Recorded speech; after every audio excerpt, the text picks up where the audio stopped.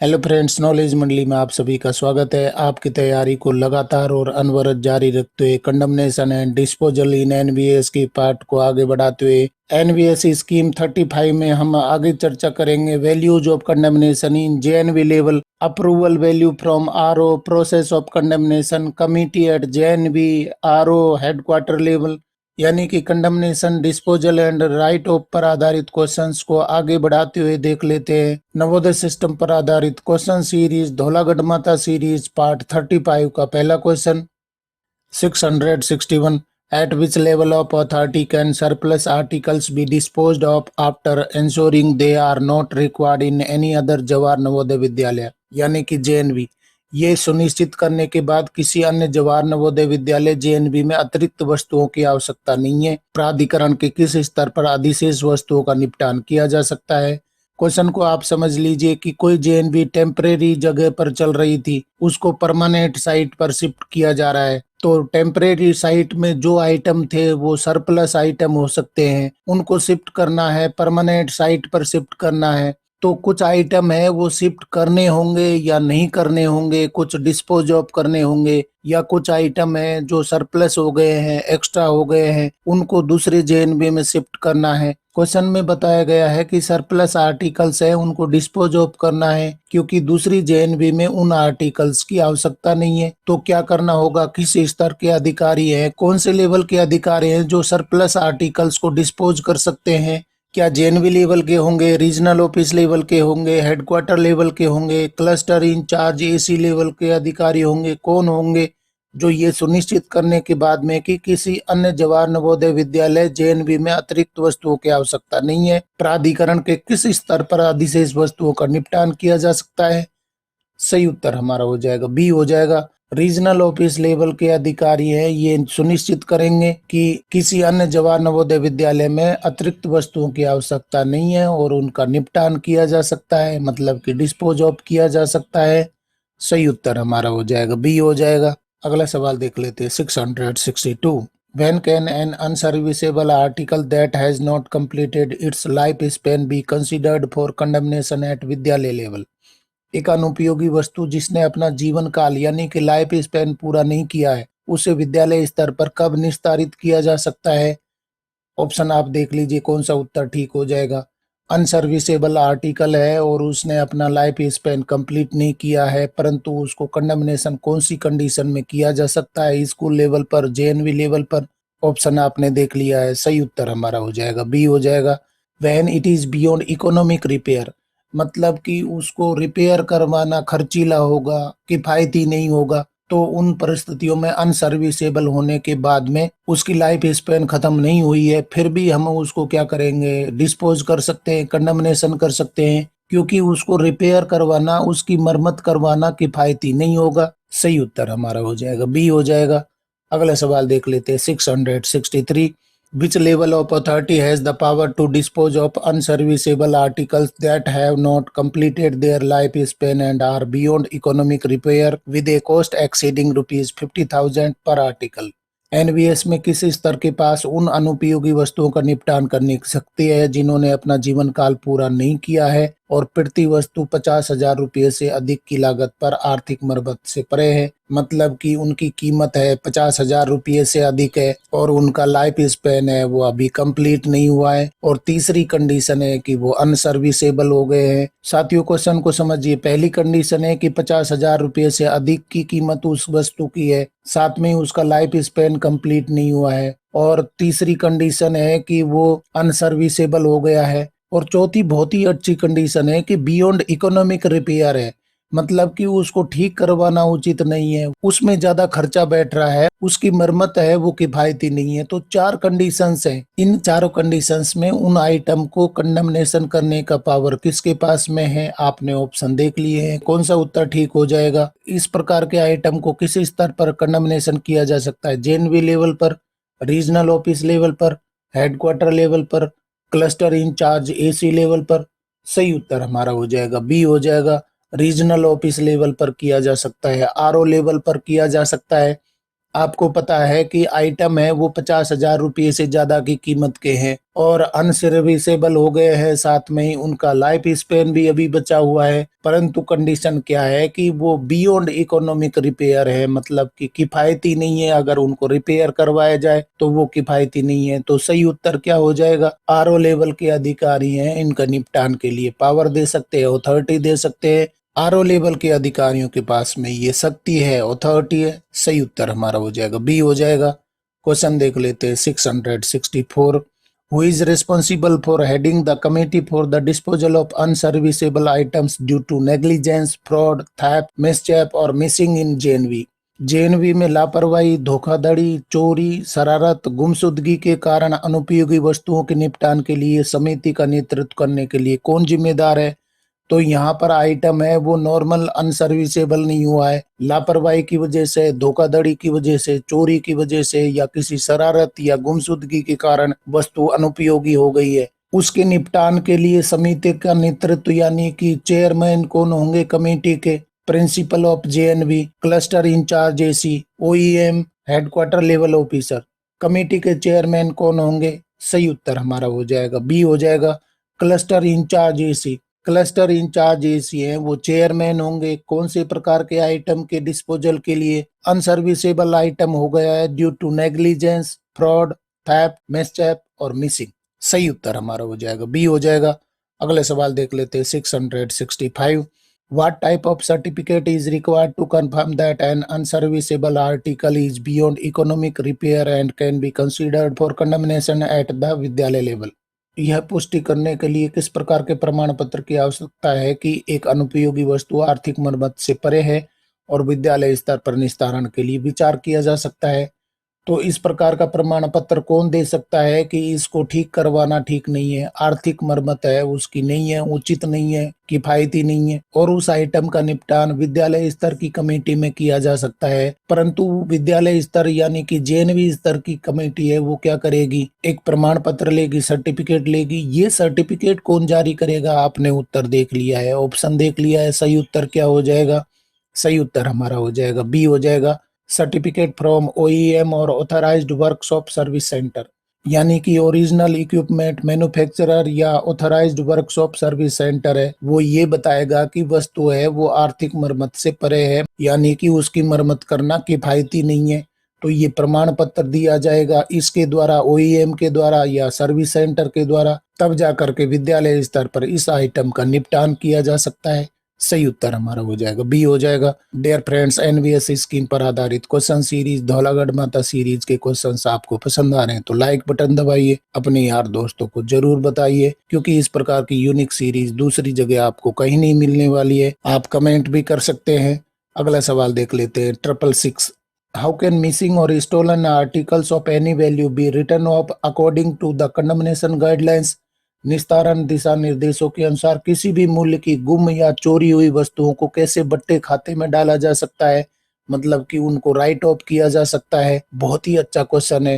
Condemnation दिशा निर्देश है, guidelines है, उनके अनुसार कोई भी कीमत की गुम हुई या चोरी हुई वस्तुओं को आप राइट ऑफ कैसे कर सकते हैं? सही उत्तर हमारा हो जाएगा डी हो जाएगा, थ्रू डिसिप्लिनरी प्रोसीडिंग्स, मतलब कि अनुशासनात्मक कार्रवाई करने के बाद में ही उनको राइट ऑफ किया जा सकता है। ऐसा नहीं है कि कोई आइटम है वो राइट ऑफ कर दिया, गायब हो गया, चोरी हो गया, ये तो गलत हो जाएगा। किसी भी आइटम को चोरी या गुम होने का बहाना बना करके उड़ाया जा सकता है। इसलिए क्या किया जाएगा, कोई भी आइटम है, किसी भी कीमत का आइटम है, उसको राइट ऑफ करने से पहले क्या करना होगा? अनुशासनात्मक कार्रवाई करनी होगी और प्रोसीडिंग में लाने के बाद में उसको राइट ऑफ किया जा सकता है। सही उत्तर हमारा हो जाएगा डी हो जाएगा। क्वेश्चन देख लेते हैं 667। Who has full power for deciding condemnation and disposal right of articles at the all levels in NVS? NVS में सभी स्तरों पर निस्तारण और लेखों के निपटान या बट्टे खाते में डालने का निर्णय लेने की पूरी शक्ति किसके पास में है? JNV level committee, regional office level, DC level committee, headquarter level. तो एनवीएस में सभी स्तरों पर निस्तारण या लेखों के निपटान या बट्टे खाते में डालने का निर्णय लेने की पूरी शक्ति किसके पास में है? सही उत्तर हमारा हो जाएगा डी हो जाएगा, हेडक्वार्टर लेवल। हेडक्वार्टर के पास में सारी शक्तियां हैं वो किसी भी कीमत के आइटम को कंडमनेशन करने का, डिस्पोजल करने का, राइट ऑफ करने का अधिकार रखते हैं। इसलिए कंडमनेशन, डिस्पोजल और राइट ऑफ का अधिकार है। फुल पावर किसके पास में है? हेडक्वार्टर लेवल पर है। सही उत्तर हमारा हो जाएगा डी हो जाएगा। क्वेश्चन देख लेते हैं 668। Under what circumstances can the annual upper limit of ₹15 lakh for JNVs be extended as per the NVS guidelines? NVS दिशा निर्देशों के अनुसार जेएनवी के लिए 15 लाख रुपए की वार्षिक ऊपरी सीमा को किन परिस्थितियों में बढ़ाया जा सकता है? बहुत ही अच्छा क्वेश्चन है। 15 लाख रुपए पर फाइनेंशियल ईयर वो कंडमनेशन कर सकते हैं। और इसको कौन सी कंडीशन में बढ़ाया जा सकता है, किन परिस्थितियों में बढ़ाया जा सकता है? आप ऑप्शन देखिए, सही उत्तर क्या हो जाएगा? सही उत्तर हमारा हो जाएगा बी हो जाएगा। If requested by JNVs with proper justification, यानी कि प्रॉपर जस्टिफिकेशन के साथ में जेएनवी ये रिक्वेस्ट करे कि हमारे यहाँ कंडमनेशन है वो 15 लाख से अधिक होगा, तो 15 लाख की लिमिट है उसको बढ़ाया जा सकता है। सही उत्तर हमारा हो जाएगा बी हो जाएगा। क्वेश्चन देख लेते हैं 669। Which level of authority is responsible for recommending articles for condemnation before disposal at the विद्यालय लेवल? विद्यालय स्तर पर निपटान से पहले निस्तारण हेतु आइटमों की सिफारिश करने के लिए किस स्तर का पदाधिकारी जिम्मेदार है? यानी कि जेएनवी लेवल पर आप डिस्पोजल करना चाह रहे हैं, तो आइटमों की सिफारिश करने के लिए कौन सा पदाधिकारी जिम्मेदार होगा? आइटम डिस्पोज ऑफ होने हैं या नहीं होने, कंडमनेशन होना है या राइट ऑफ होना है, इसके लिए कौन सा पदाधिकारी जिम्मेदार होगा? आप ऑप्शन देख लीजिए कौन सा उत्तर ठीक हो जाएगा। Which level of authority is responsible for recommending articles for condemnation before disposal at the Vidyalaya level? सही उत्तर हमारा हो जाएगा ए हो जाएगा। Committee headed by principal. कौन से आइटम कंडमनेशन होंगे या नहीं होंगे, डिस्पोज ऑफ होंगे, राइट ऑफ होंगे कि नहीं होंगे, पहले कमेटी है वो क्या करेगी? रिकमेंडेशन करेगी, उन आइटम को सर्वे करेगी, उनको जांचेगी, परखेगी। विद्यालय लेवल की कंडमनेशन कमेटी है जो कि प्रिंसिपल के द्वारा हेडेड की जाती है, वो निर्णय लेगी, वो रिकमेंडेशन करेगी कि हमारे यहाँ पर डिस्पोजल होना है, कौन कौन से आइटम डिस्पोजल होने हैं, ये सब रिकमेंडेशन है वो किया जाएगा किसके द्वारा? कमेटी हेडेड बाय प्रिंसिपल, जो की जाती है जेएनवी लेवल के लिए। सही उत्तर हमारा हो जाएगा ए हो जाएगा। अगला सवाल देख लेते हैं 670। What is the responsibility of the concerned government servant if an article becomes unserviceable due to negligence, fraud, theft or mischief? यदि कोई वस्तु लापरवाही, धोखाधड़ी, चोरी, शरारत के कारण अनुपयोगी हो जाती है तो संबंधित सरकारी कर्मचारी की क्या जिम्मेदारी है? बहुत ही गजब का क्वेश्चन है।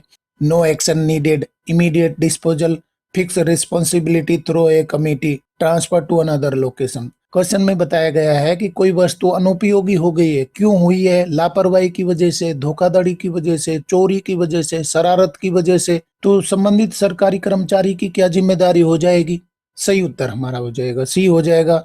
फिक्स रिस्पॉन्सिबिलिटी थ्रू ए कमेटी, मतलब ऐसा नहीं है कि उसकी कोई जिम्मेवारी नहीं होगी, उसकी कोई रिस्पॉन्सिबिलिटी नहीं होगी, उसकी लापरवाही की वजह से, धोखाधड़ी की वजह से या चोरी की वजह से या शरारत की वजह से कोई वस्तु अनुपयोगी हो गई है, अनसर्विसेबल हो गई है, तो उसकी रिस्पॉन्सिबिलिटी फिक्स की जाएगी किसके माध्यम से? एक कमेटी बना करके उसकी जिम्मेदारी फिक्स की जाएगी। सही उत्तर हमारा हो जाएगा सी हो जाएगा। डियर फ्रेंड्स, एनवीएस पर आधारित क्वेश्चन सीरीज, धौलागढ़ माता सीरीज पार्ट 35 के क्वेश्चंस आपको पसंद आ रहे हैं तो लाइक बटन दबाइए। आप कमेंट भी कर सकते हैं और उचित समझते हैं तो आप अपने यार दोस्तों को भी बताइए, क्योंकि कंडमनेशन और डिस्पोजल पर आधारित क्वेश्चन से पुरानी परीक्षाओं में भर भर के पूछे गए थे, आगामी परीक्षाओं में भी पूछे जाएंगे। आप कमेंट भी कर सकते हैं। देख लेते हैं अगला सवाल 671। Who is responsible for initiating disciplinary proceedings if a stockholder oblique user is found responsible for an article becoming unserviceable due to negligence, fraud, theft or mischief? यदि किसी भंडार प्रभारी या उपयोगकर्ता को लापरवाही, धोखाधड़ी, चोरी या शरारत के कारण किसी वस्तु के अनुपयोगी होने के लिए जिम्मेदार पाया जाता है, तो अनुशासनात्मक कार्रवाई शुरू करने के लिए कौन जिम्मेदार है? Principal, cluster incharge AC, DC of the regional office staff. तो किसी भंडार प्रभारी यानी कि स्टॉक होल्डर या यूजर है, उपयोगकर्ता की लापरवाही या धोखाधड़ी या चोरी या शरारत के कारण कोई वस्तु अनुपयोगी हो गई है, इसकी जांच कमेटी के माध्यम से कर ली गई है, तो रिस्पॉन्सिबिलिटी फिक्स करने के बाद में अनुशासनात्मक कार्रवाई शुरू करने के लिए कौन जिम्मेदार होगा, कौन ऑथराइज होगा? सही उत्तर हमारा हो जाएगा सी हो जाएगा। DC of the regional office. DC उस भंडार प्रभारी यानी कि स्टॉक होल्डर या यूजर के खिलाफ अनुशासनात्मक कार्रवाई शुरू कर सकते हैं। सही उत्तर हमारा हो जाएगा सी हो जाएगा। क्वेश्चन देख लेते हैं 672। What action should be taken by the principals in reporting cases of unserviceable items due to negligence, fraud, theft और mischief? लापरवाही, धोखाधड़ी, चोरी और शरारत के कारण अनुपयोगी वस्तुओं के मामलों की रिपोर्ट करने में प्रधानाध्यापकों द्वारा क्या कार्रवाई की जानी चाहिए? Immediate disposal, reporting to the concerned RO without delay, ignoring the issue, seeking approval for auction. तो लापरवाही, धोखाधड़ी, चोरी या शरारत के कारण कोई वस्तु अनुपयोगी हो गई है तो इस प्रकार के मामलों की रिपोर्टिंग के लिए प्रधानाध्यापकों को क्या कार्रवाई करनी चाहिए? सही उत्तर हमारा हो जाएगा बी हो जाएगा, reporting to the concern RO without delay. इस प्रकार की कोई भी मामला आता है, कोई भी रिपोर्ट आती है, कोई सूचना आती है, कमेटी के द्वारा कोई रिपोर्ट जमा की जाती है तो उस रिपोर्ट को तुरंत ही कंसर्न आरओ को भेजना चाहिए, कोई भी डिले उसमें नहीं करना चाहिए। सही उत्तर हमारा हो जाएगा बी हो जाएगा। क्वेश्चन देख लेते हैं 673। How should JNVs dispose of surplus items when shifting from a temporary site to a permanent site? अस्थायी साइट से स्थायी साइट पर स्थानांतरित होने पर जेएनवी को अधिशेष वस्तुओं का निपटान कैसे करना चाहिए? आप उत्तर देख लीजिए। टेम्परेरी साइट से और परमानेंट साइट में शिफ्ट हो रही है तो जो सरप्लस आइटम है उनको किस प्रकार से डिस्पोज ऑफ किया जा सकता है? सही उत्तर हमारा हो जाएगा सी हो जाएगा। Seek approval from the RO for disposal और ट्रांसफर। तो ये अप्रूवल लेना होगा कि कोई आइटम है उनको डिस्पोज ऑफ करना है या कोई दूसरे जेएनवी में, नियर बाई जेएनवी में ट्रांसफर करना है। इसकी अप्रूवल कहाँ से लेनी होगी? आरओ से लेनी होगी। सही उत्तर हमारा हो जाएगा सी हो जाएगा। क्वेश्चन देख लेते हैं 674। What is one of the options permitted by the regional office for surplus item disposal from JNVs? JNV से अधिशेष वस्तु निपटान के लिए क्षेत्रीय कार्यालय द्वारा अनुमत विकल्पों में से एक क्या है? मतलब कि जो सरप्लस आइटम है उनको आरओ लेवल पर किस तरीके से अनुमति दी जा सकती है, क्या परमिशन दी जा सकती है? इनमें से कौन सा उत्तर ठीक हो जाएगा? ए होगा कि बी होगा कि सी होगा कि डी होगा? आप ऑप्शन देख लीजिए। सही उत्तर हमारा हो जाएगा सी हो जाएगा। ट्रांसफर टू नियर बाई जेएनवीज और ऑक्शन बाई द जेएनवी। पहली कंडीशन ये है कि किसी आइटम की दूसरे जेएनवी में जरूरत है तो उसको नियर बाई जेएनवी में ट्रांसफर कर दिया जाएगा, या नियर बाई जेएनवी में आवश्यकता नहीं है तो उस आइटम का ऑक्शन कर दिया जाएगा। सही उत्तर हमारा हो जाएगा सी हो जाएगा। क्वेश्चन देख लेते हैं 675। Who should approve the disposal of fragile items that might get damaged during shifting or are not required at the permanent site before shifting the विद्यालय? विद्यालय को स्थानांतरित करने से पहले उन नाजुक वस्तुओं के निपटान की मंजूरी किसे देनी चाहिए जो स्थानांतरण के दौरान क्षतिग्रस्त हो सकती है या स्थायी स्थल पर आवश्यक नहीं है? टेम्परेरी साइट पर जेएनवी चल रहा था, वहां पर कुछ आइटम फ्रोगाइल थे, मतलब कि क्षतिग्रस्त हो सकते हैं, नाजुक आइटम है। तो जेएनवी को शिफ्ट करते समय इस प्रकार के आइटम है वो क्षतिग्रस्त हो सकते हैं, तो इस प्रकार के आइटम के निपटान की मंजूरी किसे देनी चाहिए?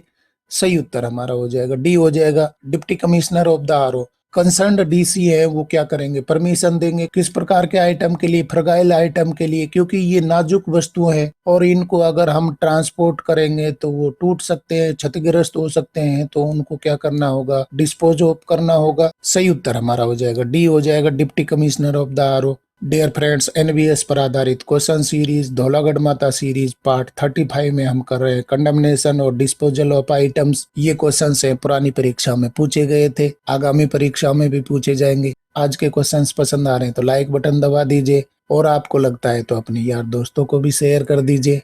आप कमेंट भी करिए। नया सवाल देख लेते हैं 676।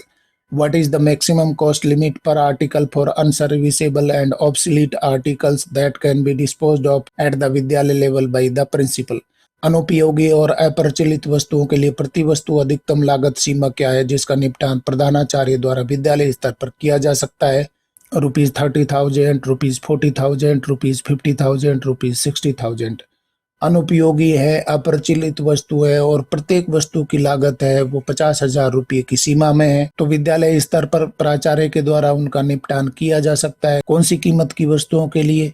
सही उत्तर हमारा हो जाएगा सी हो जाएगा। 50,000 रुपये तक की कीमत की वस्तुओं का विद्यालय स्तर पर निपटान किया जा सकता है अगर वो अनुपयोगी है, अप्रचलित है सही उत्तर हमारा हो जाएगा सी हो जाएगा। 50,000 रुपये तक की वस्तुओं का निपटान किया जा सकता है जेएनवी लेवल के कंडमनेशन कमेटी के द्वारा। अगला सवाल देख लेते हैं 677। What is the total annual cost limit for all items recommended for condemnation at the Vidyalaya level as per the NVS guidelines. NVS के दिशा निर्देशों के अनुसार विद्यालय स्तर पर निस्तारण के लिए अनुशंसित सभी वस्तुओं की कुल वार्षिक लागत सीमा क्या है। ऑप्शन आप देख लीजिए, बहुत ही छोटा सा क्वेश्चन है, परंतु इस प्रकार के छोटे क्वेश्चंस हैं वो भी पूछ लिए जाते हैं। लॉजिकल भी है क्वेश्चन, आसान भी है, परंतु इस प्रकार के लड्डू क्वेश्चंस हैं वो गलत करके अगर हम एग्जाम हॉल से बाहर आएंगे तो हमारा चेहरा देखने लायक बनेगा। 10 लैक्स, 12.5 लैक्स, 15 लैक्स, 20 लैक्स। सही उत्तर हमारा हो जाएगा सी हो जाएगा 15 लैक्स। विद्यालय लेवल पर वार्षिक लागत है वो कितनी है? एक वर्ष में 15 लाख रुपए तक के आइटम है आप डिस्पोज ऑफ कर सकते हैं विद्यालय लेवल पर, जेएनवी लेवल पर। परंतु इससे पहले वाले क्वेश्चन में हमने देखा कि प्रॉपर जस्टिफिकेशन के साथ में आप इससे अधिक भी कर सकते हैं, परंतु आपको अप्रूवल लेनी होगी। यहाँ पर सही उत्तर हो जाएगा सी हो जाएगा। क्वेश्चन आ गया हमारा 678। In case an article becomes unserviceable due to negligence, who should be involved in fixing responsibility according to GFR Rule 217 fourth.